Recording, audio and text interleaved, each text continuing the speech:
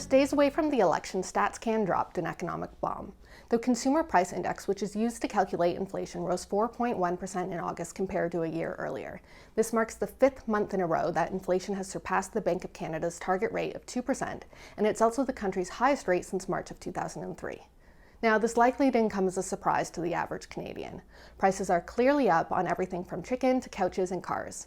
And yet the Liberals refuse to take the problem seriously, at least not publicly, with leader Justin Trudeau infamously dodging the topic last month by saying he doesn't think about monetary policy. Voters seem to disagree, though. While Trudeau likes to paint the pandemic and climate change as the top issues, polls show the economy is actually the most influential issue of the day.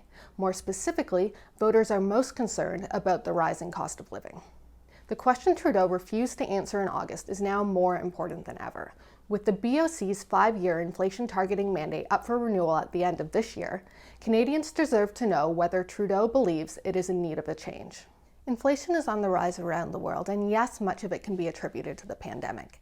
However, this shouldn't distract from the very real ways in which Trudeau's government exacerbated the problem and his continued reluctance to so much as acknowledge that it exists.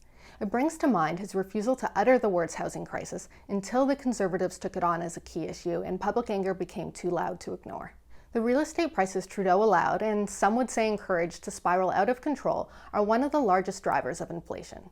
The average price of a home in Canada increased a staggering 32% between July of 2019 and July 2021. The BOC's money printer has been going wild for well over a year now, in large part to help pay for the Trudeau government's large deficits brought on by pandemic spending. Now, some spending was no doubt needed, but multi-billion-dollar programs like the Canadian Emergency Wage Subsidy, which flew out the door with little oversight and massive loopholes, were reckless. The country's wealthy are better off than ever before, while the working class pays 32.5% more to fill their gas tanks, 9.3% more for pork, and 8.7% more for furniture without any meaningful wage increases. The brunt of inflation is borne by laborers who see the value of their salaries and savings decrease, while the value of the assets owned by the upper class soar. Inflation and monetary policy aren't typically headline-grabbing subjects, which is why the Liberals have been able to avoid a serious conversation about them for so long. However, a 4.1% inflation rate is hard to ignore.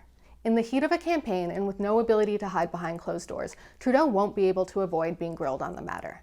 Now, the only question is whether he'll be able to muster real answers.